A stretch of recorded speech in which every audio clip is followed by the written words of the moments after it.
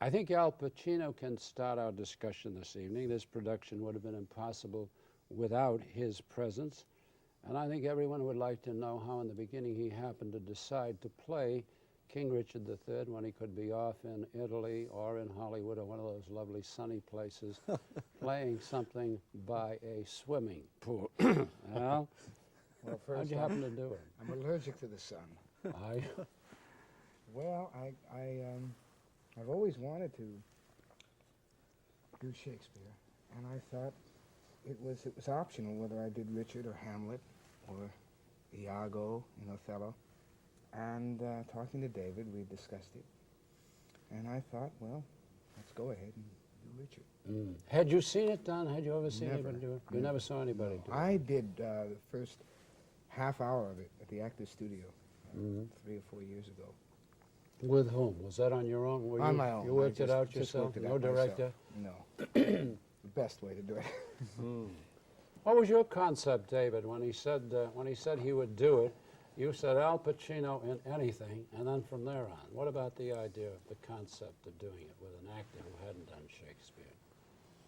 Well, I did think that the peculiar combination of values required by Richard III are very hard to come by, and that Al has them. You have to have a marvelous sense of humor for the in order to get to the audience. On the other hand, you have to have a great motor for subjective response, and that's there has to be a demon that gets to the works his way towards the crowd, and on the other hand, there has to be someone who's able to talk with an audience and enjoy himself hugely along the way. Yeah. And I thought, where else can we find such a person? Yeah. So.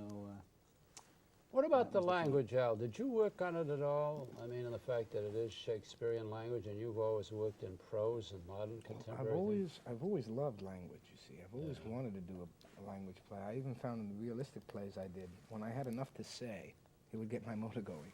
And I've always wanted to do that. I remember years ago just going over soliloquies of Hamlet and Macbeth, and just doing them in my room or anywhere I could. When I did scenes in acting class, I would usually pick scenes that were from Shakespeare. I just love the word. I've always loved it. And I've never had an opportunity to do it professionally. But language is something I always felt can be helpful. A lot of actors feel that language is something you go to. I feel language serves you as an actor, and it can be very helpful. Are there passages in this that give you, that turn you on, stir you? What, for example? The opening soliloquy, the various soliloquies in the play.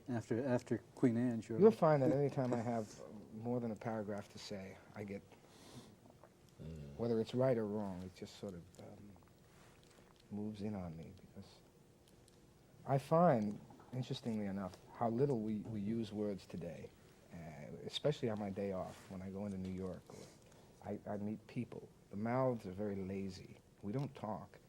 And this opportunity to talk and say these things, I think is just great.